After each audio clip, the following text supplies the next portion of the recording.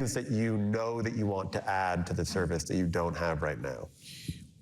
So I would say start with, live we think of as an important additional form of entertainment that we can deliver members. It's sort of a different style of entertainment, where actually it's interesting because in contrast to our on-demand service, which has tremendous benefit because you control the entertainment when you want to watch it, the big benefit of live is that we're all experiencing the same thing at the same time, and that has tremendous sort of social and conversational relevance, right?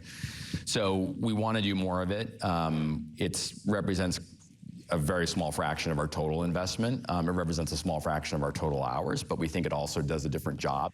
One area you're investing a lot of capital right now, or you might quibble with a lot, but it is gaming. Small fraction of our total investment, but yes. I appreciate you saying that. You've been offering video games for 4 years. What grade would? A little over 3. A little over 3, sorry. Well, what grade would you give your gaming efforts so far? I'll give us a B-. How's that? Okay. I would say, look, you want to maybe just start where we're at, right? It's a big market, $140 billion ex-China, ex-Russia. That's just consumer spend, that doesn't include ads. So we think it's a real opportunity for us to try and earn a percentage of that over a period of time. A lot of what we've been doing is really just building the foundation, right? We've been doing a lot of real hard plumbing work, but now we're getting to a really interesting place where we're going to deliver more of what our vision of what we should be doing in the space is. We're also, I think, more clear around what are the gaming areas, back to the more traditional gaming areas that we are operating in. It's a lot of interactive games around our IP. So you think about what we did with Squid Game. I don't know if you saw Thronglets based on the Black Mirror universe, but it's worth checking out because if you're a Black Mirror fan, it's so in universe. And the fans of Black Mirror just loved it because it was like they were having a meta experience there too. But even like Happy Gilmore, we did a golf game with Happy Gilmore that got a remarkable amount of consumption. Do most of the people who use Netflix know you offer games?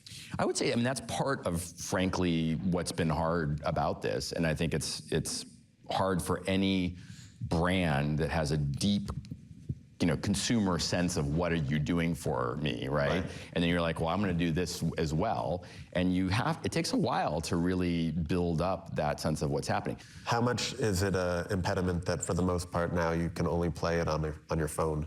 The phone is, what's great about it is it's a well-developed gaming ecosystem, right? So folks know to find games there, but it's also a highly competitive gaming ecosystem. So it's developed, this gives you both that upside and that downside. But what's exciting is that now we are moving beyond the phone to the TV. One of the big gaming areas we're going after now is, social gaming experiences that will show up on your TV. So we are now announcing, we're going to announce here actually, that we're going to have these social party games, a pack of social party games that you can play on your TV with your phone as the controller. And it's things like, recognizable games like Boggle, you got Pictionary, we've got a Lego party game, we've got Tetris, we've got like a Mafia style whodunit. And if we, basically are gonna unleash this with a bunch of creators and they're gonna go figure out stuff that we didn't even imagine that they can do with that interactivity.